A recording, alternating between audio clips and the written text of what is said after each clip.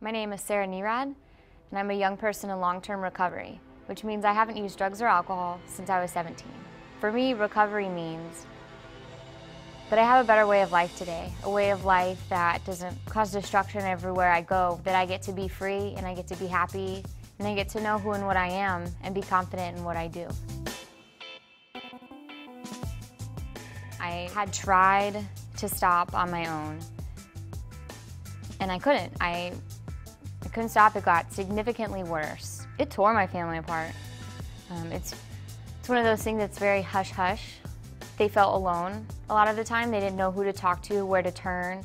It came to the point to where I knew it wasn't going to get any better for me. It's only going to go downhill very quickly. After I'd crossed this line, the line of no return, it had been crossed. I couldn't go back. And that was scary. It was scary to be that young and to look at my life and realize, what I just made out of it. So I was, sent away to treatment a couple of times. And that second time, things had happened in my life that took a toll on myself. I decided to cooperate, and I decided to stop fighting everyone, everything, to stop fighting myself, my family, and to just drop all that stuff that I was carrying with me and just start over. I couldn't tell you a definitive moment when it happened, but I just woke up one day and I knew that I was serious about this and I was committed to this, and this was something that I was gonna fight to protect. I wasn't gonna let anyone or anything come in the way of me and my recovery. Fortunately, I got to be a part of a collegiate recovery community. It was a lot of fun. We often hear that being young in recovery, we have a lot of firsts. So I've never experienced college any other way but being in recovery. And the collegiate recovery community for me offered an outlet to meet people that I knew were safe for me to be around. It offered me things to go and do, offered me safe places to go to, support when I needed it. They gave me opportunities and they believed in me. Today, I can do whatever I want to do because I'm in recovery and I'm young and I have my whole life ahead of me. I can go after what I want. I can experience things today and I can remember what I experienced. It's a great way to live. I wake up and I feel good. I wake up and I think positive thoughts. I'm not carrying around all this luggage that I used to carry around. All of that is gone. And I don't keep picking up luggage. I've stopped. The good thing about recovery is that it's put my family back together. And we use those horrible times that we went through to help other people, to help other family members in the community that don't know where to go and that are ashamed to talk about it. We're able to say, hey, there's no shame in this. Ask for help, talk about it, and we can get you some help.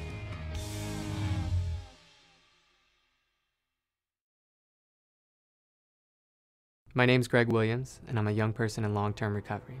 And for me, that means that I haven't used alcohol or other drugs since I was 17. And recovery's really given me an opportunity to have freedom, to do anything and chase dreams and do whatever I want to do today in life, because I'm no longer chained by alcohol or drug addiction. Alcohol and drugs progress pretty quickly. Started on the Friday nights and on the weekends, and then it took off. By the time I was 14 or 15, I was pretty much smoking pot every day. And I started to develop some consequences in my life. I became a different person.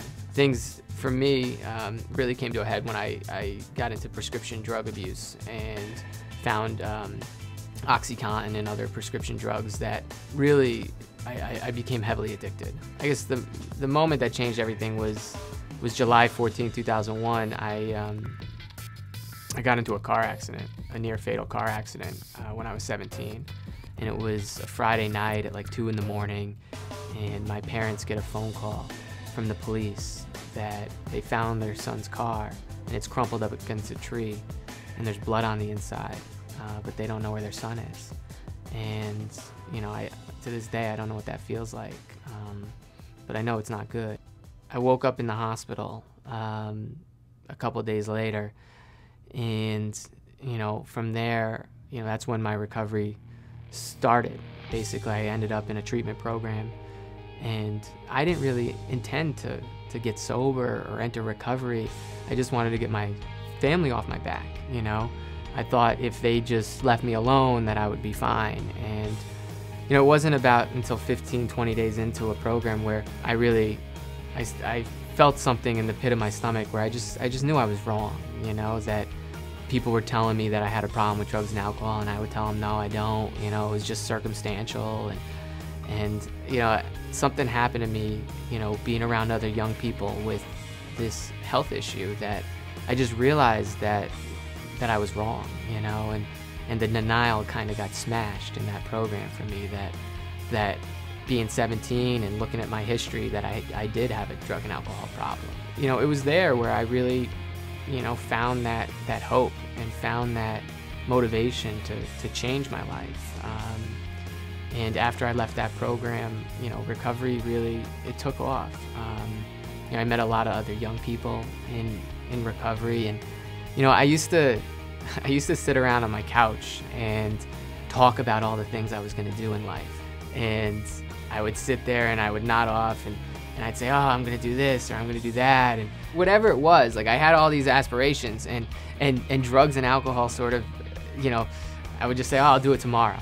You know, in recovery, I whether it's skydiving, bungee jumping, traveling, getting married, graduating from college, you know, all of it, you know, I don't talk about doing anything anymore. I just do it. I'm so free today from you know, the grips of alcohol and drug use that has really allowed me to take risks in my life and to have a purpose, you know, to use my life experience and the pain and the things that happen in my life to make a change and make a positive change for other young people, and to show people that, you know, it's not too young to find recovery, and it's never too young to find recovery.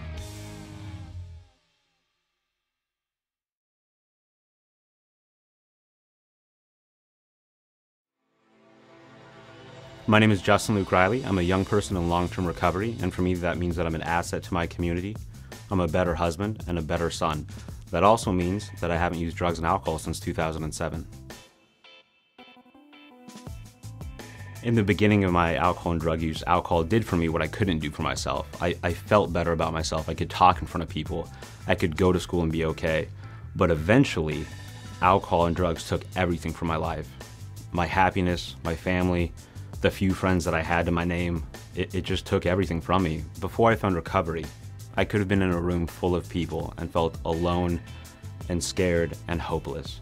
I didn't like the way I looked. I didn't like the way I sounded. I just didn't like who I was. When I was 19 years old, I attended my 7th treatment program. And finally, after all those years and different kinds of meetings that I had gone to and met with a lot of great people, something finally clicked. And for me, that was learning that I could contribute to life. That even in my circumstance, I had something that I could give to someone else. I heard a message that I had never heard before. I heard people use words like helping out God's kids, and I had just never heard that before. The best way that I've ever heard faith explained is that faith is like film, and it develops best in the dark. And in my case, early on in recovery, and even later in recovery, there was a lot of darkness. Leaders that had helped me even get to where I was at that point in time, they had passed away, committed suicide, or they themselves had overdosed or even gone back to prison in some cases. When I was able to resolutely make a decision that I was no longer going to live with alcohol and drugs in my life, regardless of circumstance, my life started to change. And I was able to add value to other people's lives outside of my own. If you would have told me 5 or 6 years ago that my dad was going to be the best man at my wedding, and my family and friends were going to come together on one day to see me marry a woman that I could never have imagined to be with for the rest of my life, I just wouldn't have believed you. I would have never thought that my life today could be so extraordinary.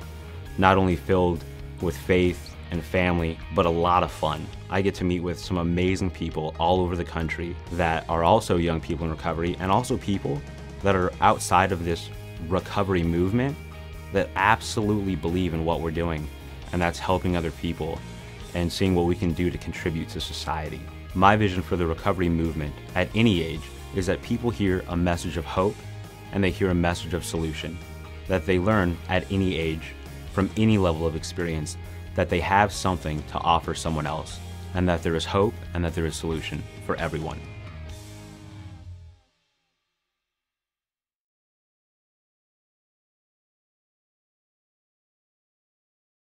My name is Michaela Fissel, and I'm a young person in long-term recovery. For me, that means that I'm in recovery from a primary diagnosis of bipolar disorder, which led to drug use.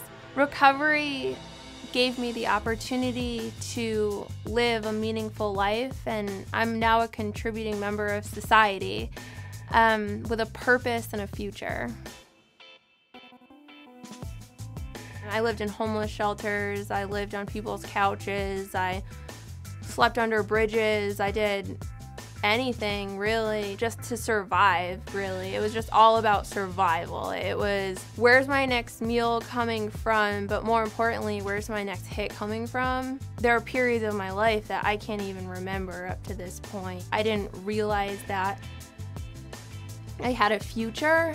My mood instability and things like that made me feel like out of control, and so I tried to cope with those feelings of unrest and anxiety by doing drugs, because that's what seemed to be like the norm that everybody else my age during adolescence was doing. At 20 years old, I was hospitalized after an episode of psychosis, and while I was in the hospital for about a month, I received the formal diagnosis of bipolar disorder. When I was in the hospital and I got that diagnosis, it was like this aha moment where finally I had a reason for why I had struggled so hard for so many years. I wouldn't be alive today without recovery. I probably would have killed myself by now or died to drug use. I couldn't even count the number of doors that have been opened while I've been in recovery. If I can't rise above the circumstances of my diagnoses or rise above the circumstances of my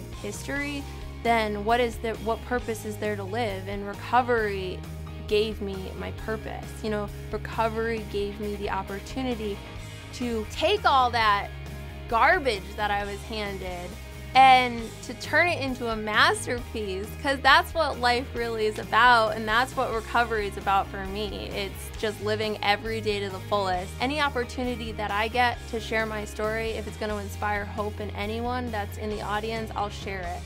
Amazing things happen in recovery. Amazing things.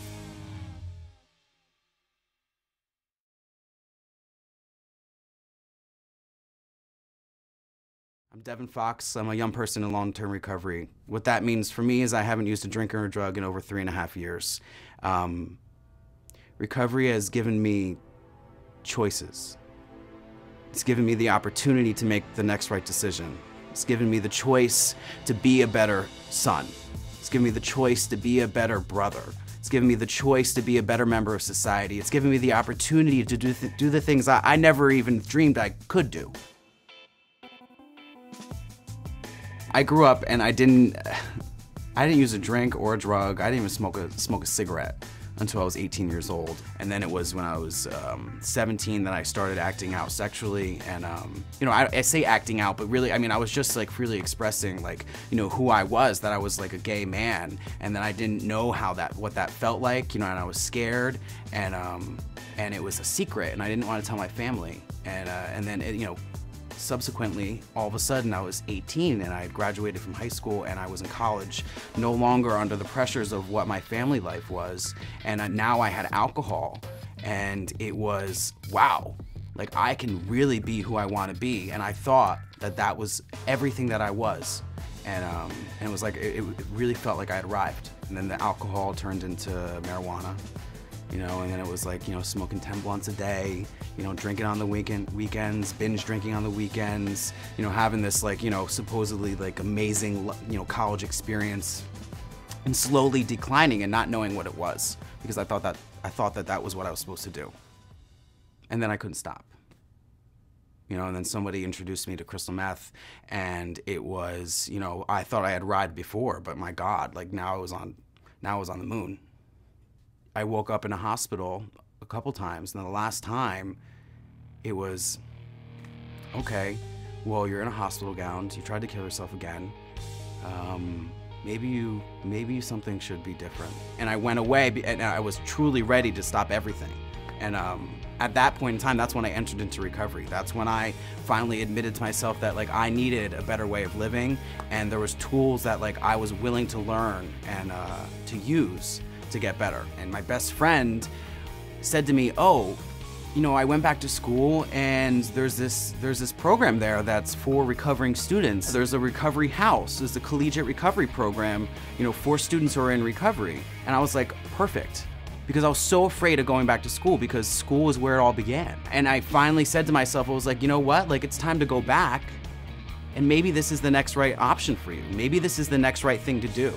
It was probably the best decision I've ever made, because it gave me the opportunity to be in a safe environment and continue my education, to like graduate with my bachelor's, to graduate with my master's, and then move forward into like this realm of recovery. Recovery is everything, you know, and I stress that like recovery truly is everything, because you know it really is the opposite of what addiction is. It's about giving back. It's providing service. It's being everything that I was meant to be.